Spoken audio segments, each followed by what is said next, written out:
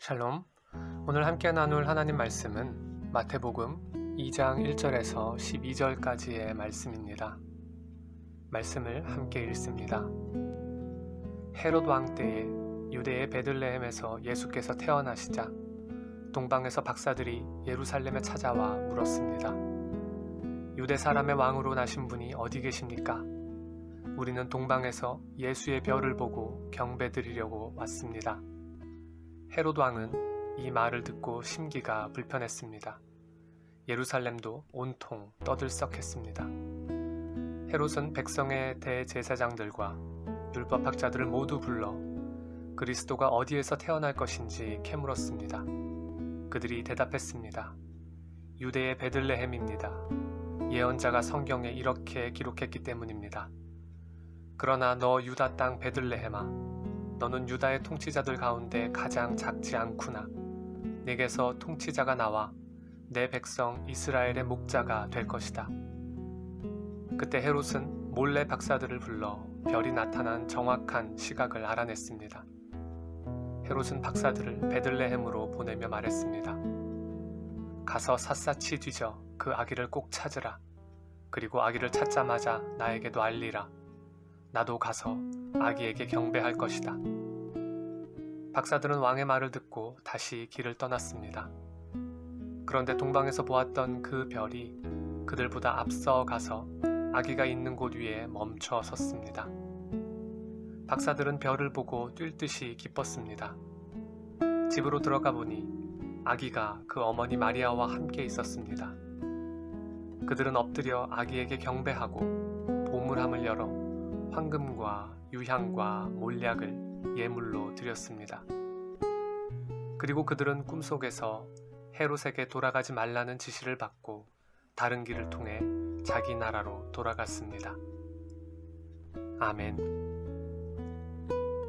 하나님께서는 요셉과 마리아를 통해 예수 그리스도께서 자기 백성을 그들의 죄에서 구원할 분으로 오실 것을 나타내셨습니다. 또한 하나님께서는 요셉과 마리아라는 개인을 넘어서 세상과 세상의 왕 앞에서 예수 그리스도가 참된 왕이 되심을 나타내고 계십니다.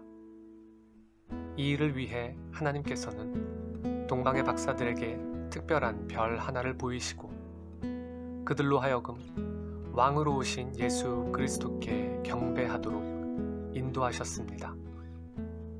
동방의 박사들은 예루살렘의 헤롯 왕을 찾았고 이 소식은 예루살렘을 온통 떠들썩하게 했습니다.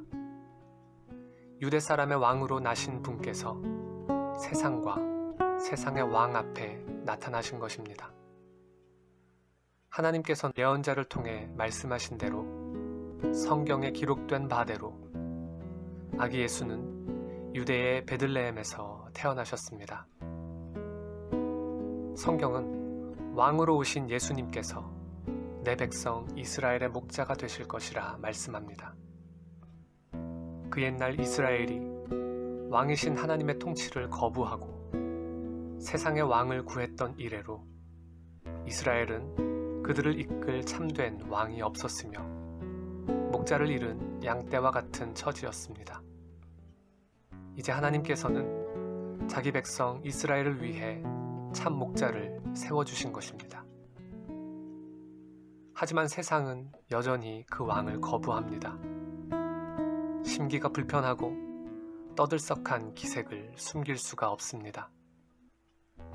헤롯 왕은 자기도 아기에게 가서 경배할 것이라고 말하지만 실은 그 마음 속에 아기를 죽이고자 하는 다른 생각을 가지고 있었습니다. 자신이 왕이기 때문입니다. 자신이 왕이기에 새로운 왕으로 나셨다는 일을 결코 기쁨과 감격으로 맞이할 수 없는 것입니다. 내가 내 인생의 주인인 사람, 내가 내 인생의 왕인 사람은 참된 왕이신 예수 그리스도를 섬길 수가 없습니다. 하나님께서는 목자 잃은 양떼와 같이 유리하고 방황하던 자기 백성들을 위해 그 아들을 보내셔서 그들을 구원할 참된 왕으로 참 목자로 세워주셨습니다. 이 크신 은혜와 사랑 앞에서 오늘 우리는 누구를, 무엇을 왕으로 섬기고 있습니까?